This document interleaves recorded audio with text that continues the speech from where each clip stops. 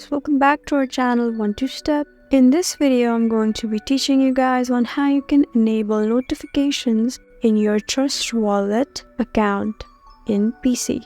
So guys, if you're using Trust Wallet in your PC and you don't know how to enable notifications there, then this video is for you. Just look below at these options that say Home, Warrant, History and Settings. Just go ahead and tap on Settings right here and you'll see even more options that say Manage Wallets. So in Manage Wallets you can find options to either delete or change the name of your wallet. And then there's Networks. You can choose to change any of your network that you want. There are Developer Settings, Connected Apps, Blocked Apps, View Secret Phrase, Language, Color Mode, and finally notifications. Just go ahead and tap there. And as you can see, I have turned all the notifications on, but if you have turned them off like this, then just go ahead and tap this button right here, and once it turns green, it shows you that you have successfully enabled notifications in your Trust Wallet. So guys, that's how you enable notifications in Trust Wallet.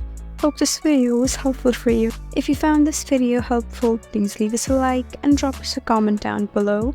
And if you want more helpful videos like these, then please subscribe to our channel. We'll see you again next time. Thank you for watching.